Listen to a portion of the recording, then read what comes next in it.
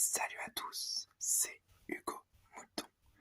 On se retrouve aujourd'hui pour une nouvelle vidéo, sur le double header du Grand Prix d'Autriche et du Grand Prix de Silverstone, qu'on va commencer tout de suite parce que le Grand Prix d'Autriche étant un week-end de sprint, il y aura un petit peu plus de matière qu'à l'accoutumée et la vidéo devrait durer un petit peu plus longtemps. Alors commençons directement le Grand Prix d'Autriche, 9e Grand Prix de la saison, au calendrier en 64, puis de 70 à 87 et de 97 à 2003, avant de réapparaître en 2014 jusqu'à nos jours, avec à chaque apparition de ce Grand Prix un tracé qui a changé. Et actuellement, nous sommes sur le Red Bull Ring depuis 2014, le circuit, je crois, le plus court du calendrier, si on ne compte pas Sakir, qu'on a eu une seule fois. Et c'est un circuit vraiment très très spectaculaire que j'aime particulièrement parce que j'aime beaucoup les courses que ça nous donne là. Alors, les séances d'essais libres en FP1, c'est assez calme et les pilotes prennent la mesure de cette seule séance d'essais libres du week-end, étant donné que dans la même journée, il y aura une qualification pour la course de dimanche et non pas une FP2 comme d'habitude. Verstappen est premier en 1.5, suivi de Leclerc et Sainz en 1.5 et en 1.6. Le pilote néerlandais est en maîtrise et roule plutôt bien sans d'ailleurs avoir vraiment chaussé de pneus très performants, parce qu'il reste avec des médiums alors que les Ferrari ils étaient en soft et qu'ils n'ont même pas réussi à prendre le temps qu'il avait, donc vraiment il est en maîtrise sur entre guillemets son circuit parce que c'est très proche, enfin pas très proche mais c'est proche des Pays-Bas et que Red Bull est une écurie autrichienne là où on roule.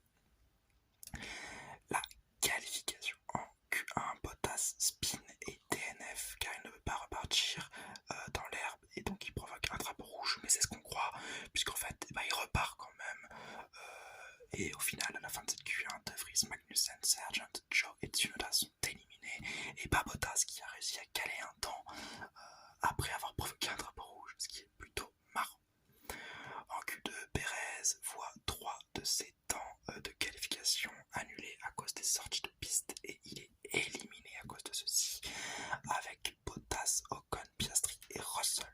Donc double élimination de gros Perez et Russell.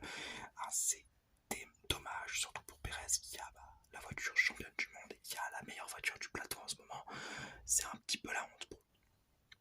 En Q3, au premier passage, Verstappen prend la pole provisoire devant Leclerc à 2 dixièmes et au second passage, Verstappen approfondit son avance et prend même la pole position devant Leclerc très très très proche de lui.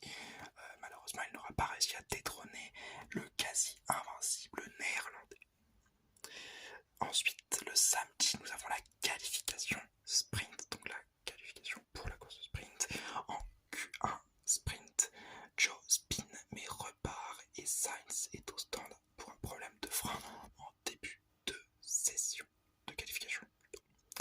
Les Ferrari sont sous pression et elles passent toutes les deux de très très peu face à Bottas, Hamilton, Sargent, Piastri et Joe qui sont éliminés. Leclerc, lui, est 15e et passe à 1 millième de l'élimination face à Joe. Vraiment, ric-rac. En Q2 sprint, Russell reste dans les stands, il a un problème et les deux Mercedes sont donc éliminés en 2 sessions. Les AlphaTauri, Gasly et Albon sortent également. Un Albon qui est réellement extrêmement bon en qualification cette année. Ce sera un des points de la saison à la fin de la saison, mais vraiment incroyablement performant en qualification cette année avec une Williams qui n'est pas très très performante, disons.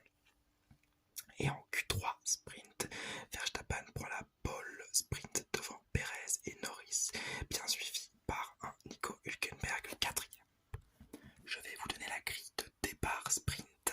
Alors Verstappen est premier, Perez est 2e, Norris 3e, Hülkenberg 4e, Sainz est 5e, Alonso 6e, Stroll 7e, Ocon 8e, Leclerc est 9e. 3 places de pénalité pour avoir dérangé Piastri lors de la Q1 sprint. Magnussen est 10e, Albon est 11e, Gasly 12e, Tsunoda 13e, De Vries est 14e, Russell est 15e, Joe est 16e, Piastri est 17e, Hamilton est 18e, Bottas est 19e et Sargent par dernier, il est 20e de cette course sprint, enfin de cette qualification de course sprint. Et donc pour le départ de la course sprint, il partira dernier.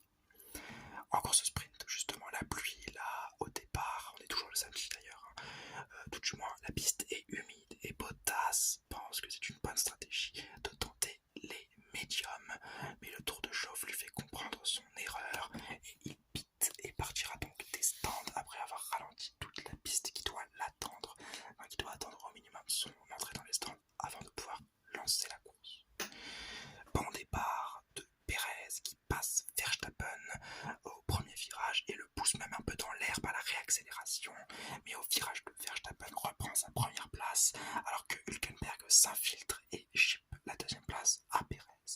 De nombreuses batailles entre les Mercedes, Norris, Leclerc, Perez et Hülkenberg émaillent un petit peu la course sprint qui sera entrecoupée vers la fin de cette même course d'arrêt au stand pour des pneus slick, puisque la piste a réellement commencé à sécher, elle était juste humide en début de Grand Prix sprint, et là, elle sèche, tellement que certains pilotes iront mettre des softs ou des fois des médiums pour essayer de gagner du temps.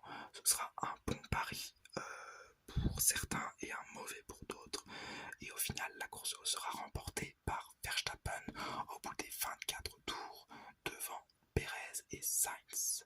Alonso, lui, refusera d'attaquer Stroll dans le dernier tour, enfin, du moins il refusera assez grossièrement puisqu'il sera derrière lui, il montrera à tout le monde qu'il peut le dépasser, mais il fera exprès de ne pas le faire, nous faisant comprendre qu'il a donc des ordres d'écurie chez Aston Martin, qu'il les respecte, mais qu'il est beaucoup plus rapide que notre ami Lance Stroll. Je vais vous donner la grille d'arrivée de la course sprint.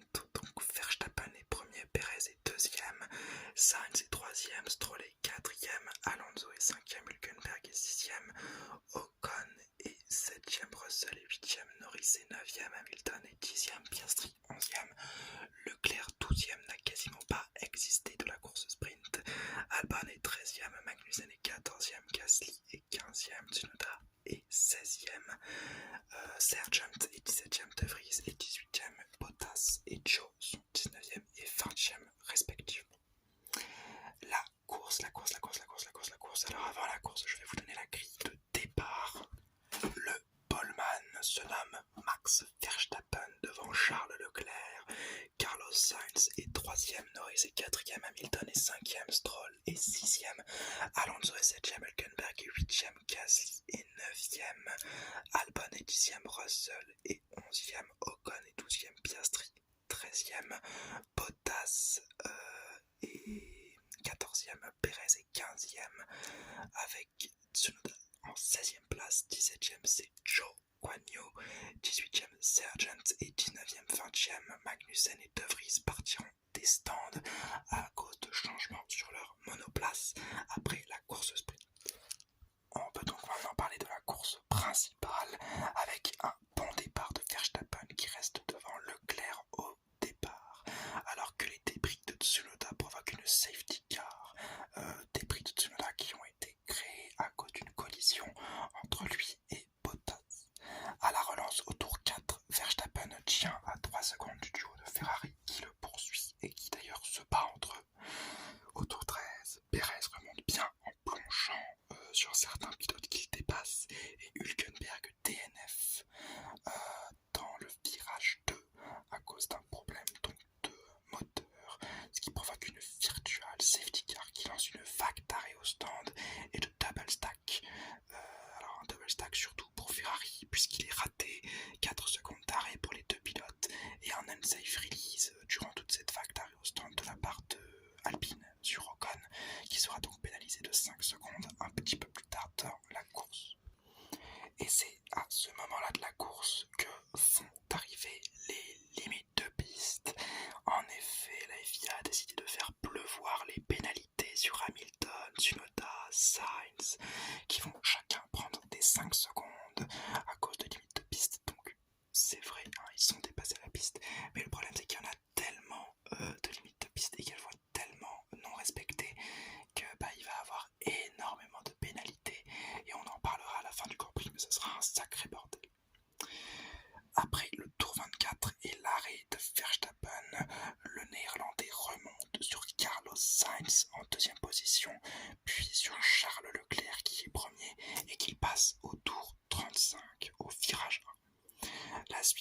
course sera une succession de pénalités et de petits dépassements comme Perez sur Sainz. Et au tour 71, Verstappen qui habite pour des softs gagne la course avec le meilleur temps.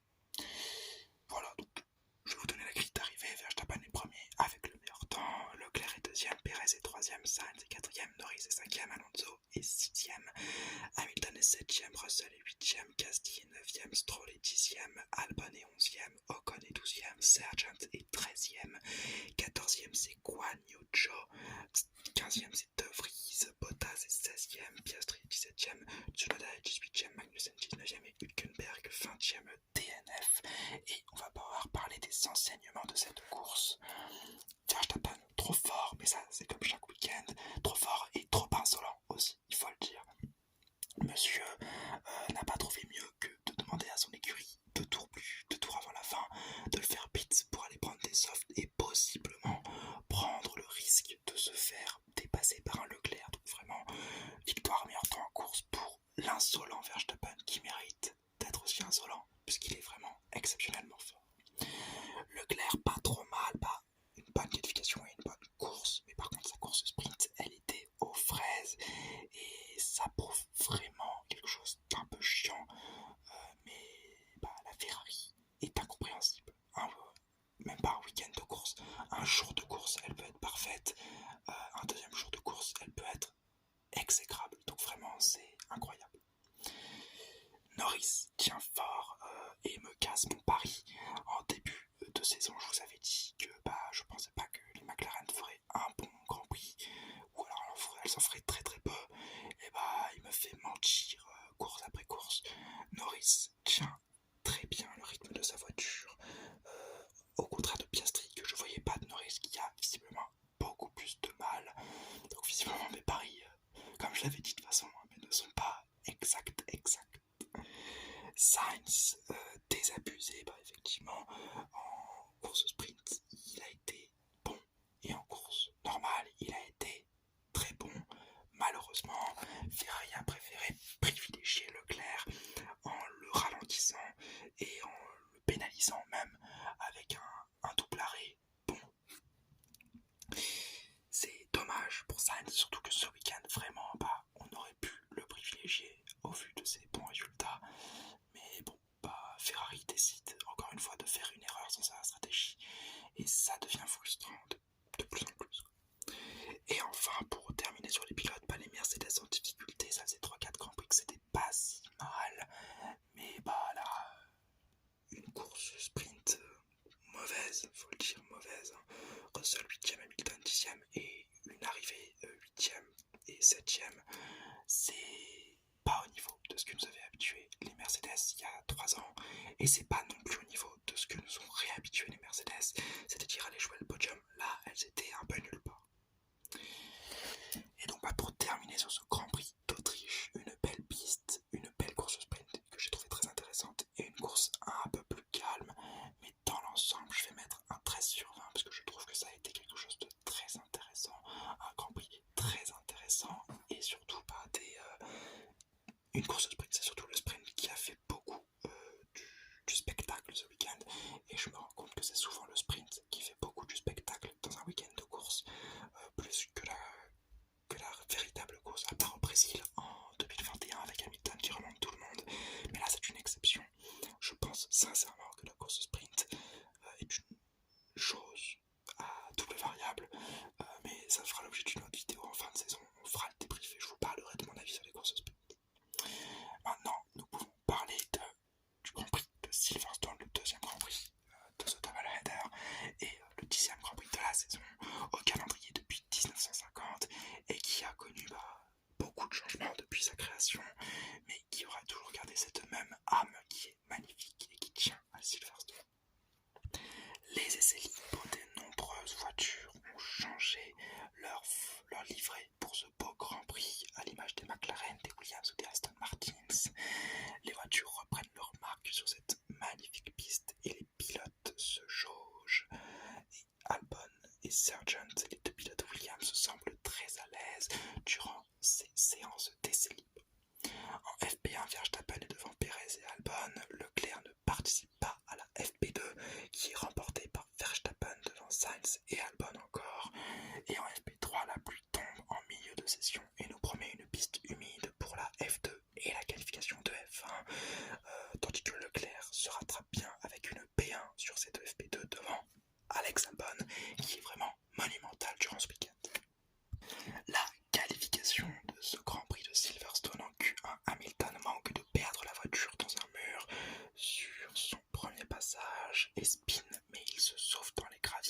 et peut repartir.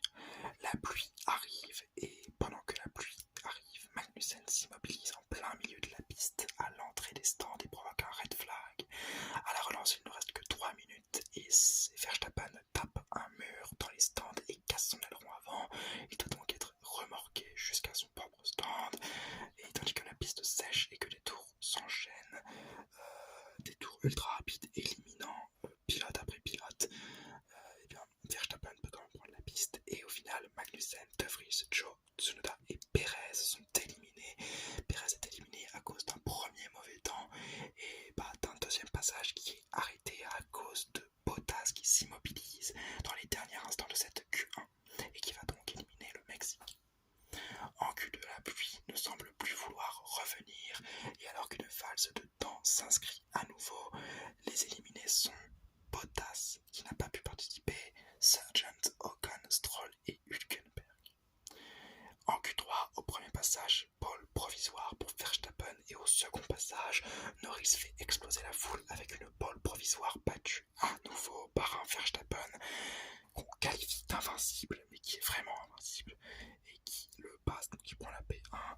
Mais quel tour des deux McLaren, Norris et Piastri, P2, P3 au final, devant l'intouchable Verstappen, vraiment exceptionnel.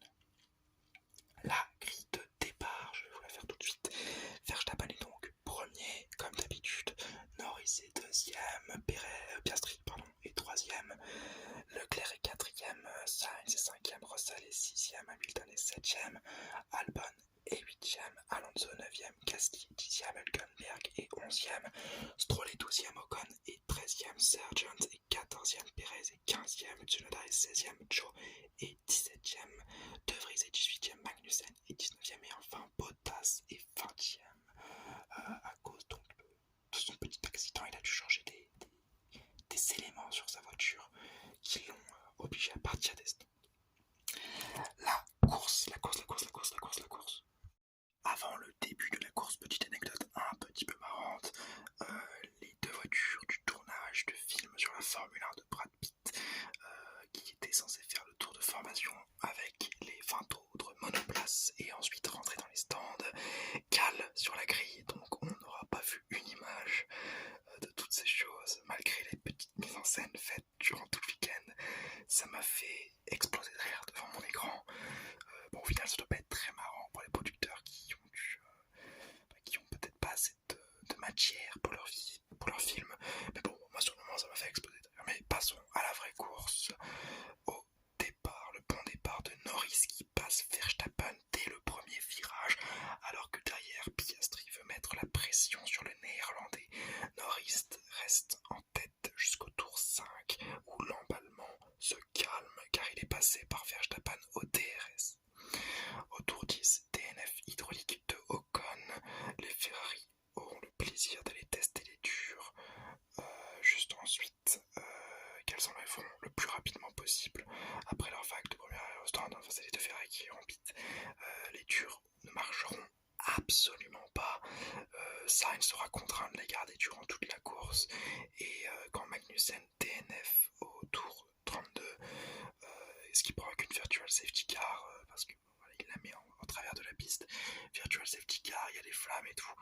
Leclerc est le premier à plonger dans les stands pour dégager ses pneus absolument nuls, qui en tout cas ne fonctionnent pas avec la monoplace. Et en plus de ça, la safety car est déployée après cette virtual safety car, ce qui va permettre à quasiment tous les pilotes de faire leur premier arrêt au stand, et en l'occurrence pour Leclerc, leur deuxième. La course reprendra au tour 39 avec un Verstappen devant Norris et Hamilton. Le néerlandais ira remporter la course en s'éloignant très rapidement de ses poursuivants, alors que derrière, Lando Norris résistera à Hamilton durant tout le restant de la course et Sainz plongera dans le classement avec ses durs qui, comme je vous l'ai dit, sont abjects et ne lui permettront pas de faire mieux qu'une 10e place. Gasly va DNF à cause d'un contact avec Stroll qui va casser sa suspension arrière droite et à la fin des 52 tours, comme je vous l'ai dit, c'est Verstappen qui remporte la course avec le meilleur temps en course en prix. La grille d'arrivée, Verstappen est premier, Norris est deuxième, Hamilton est troisième, Piastri est quatrième, Russell est cinquième, Perez est 6e, Alonso est 7e, Albon est 8e, Leclerc est 9e, Sainz est 10e, Stroll est 11e, 12e, Sargent, Bottas est 13e, Hülkenberg est 14e, Joe est 15e, Tsunoda est 16e, De Vries est 17e, Gasly 18e, DNF, Ocon 19e, DNF et Magnussen 20e, DNF. C'est peut-être l'inverse d'ailleurs, c'est oui, Ocon 20e et Magnussen 19e. Les enseignements de cette course de Silverstone par Verstappen, encore une fois, Supermax, imbattable, comme d'habitude, et même quand il y a du suspense pour aller le battre, même quand il y a ça, et ben il nous nique notre plaisir parce qu'il est beaucoup trop fort et qu'au tour 5 il a déjà appliqué la course. C'est frustrant, mais en même temps, on ne peut être qu'admiratif. Perez, lui, en total downgrade. Alors autant la semaine dernière, il a au moins réussi à récupérer un podium, malgré sa course nulle. Là, il est même pas 6ème. Et vraiment, mais c'est de pire en pire. Peut-être une éviction à venir chez Red Bull. Ensuite, bien évidemment, le point phare de ce week-end, c'est les McLaren. Comment elles ont réussi à avoir de tels résultats? C'est les améliorations apportées déjà en Autriche qui avaient donné des bons résultats et qui ont été apportées une nouvelle fois à Silverstone avec cette fois-ci des corrections et même des améliorations qui les refont donc faire une P2, P4 à l'arrivée. Piastri si proche du podium et Norris exceptionnel sur le podium résistant à une Mercedes. Vraiment incroyable. Ferrari passé coup-ci coup-ça, une qualification pas trop mauvaise malgré le fait d'être battu par les deux McLaren, et une course pas en dur, atroce, mais quand on n'est plus en dur ça marche beaucoup mieux, donc franchement c'est incompréhensible et ça me déçoit un peu. Williams en force et à domicile surtout. Alors Albon vient chercher les points de la 8ème place et malheureusement ils ont été un petit peu eus, surtout Sargent durant les qualifications, mais quand même Sargent 12ème, je crois que c'est son meilleur résultat en F1. Albon va encore chercher des points avec une monoplace qui, je vous le rappelle, a été faite avec des équipements qui sont obsolètes depuis 20 ans. Voilà, je vous laisse réfléchir, il y a 20 ans, le champion du monde c'était Michael Schumacher. Il y a 20 ans d'écart entre ça, donc mettez-vous ça en tête. Williams fait un travail de dingue et franchement, c'est à mettre sur le crédit de Albon et ce week-end aussi de Sargent qui a fait un très très bon week-end. De toute façon, je vous l'avais dit à la présentation des pilotes, Sargent, je l'estime énormément. Pour moi, c'est du même niveau que du Piastri et du Pourchaire parce que franchement, sans cet abandon à la dernière course en F3, il était champion de F3 à la place de Piastri. Point à la ligne. Et enfin, on va terminer donc sur les écuries avec le désastre Alpine. C'est catastrophique de DNF. À cause du moteur, c'est pas leur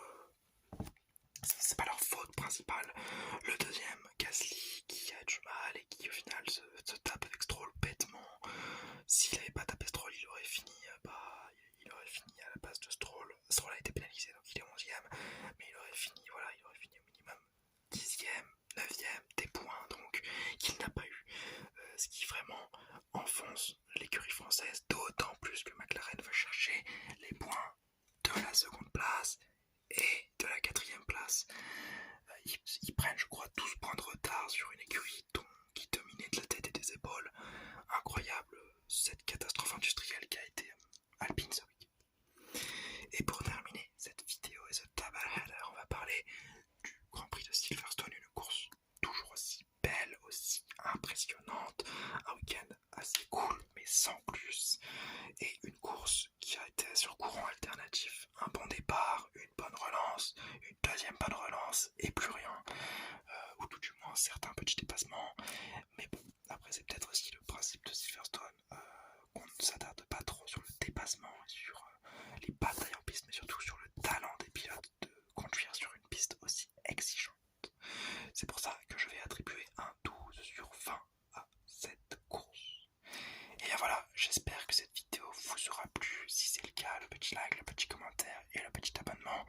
On se retrouve la semaine prochaine pour une nouvelle vidéo actu sur la Formule 1. J'espère vous avoir détendu. Et n'oubliez pas, Forza Ferrari!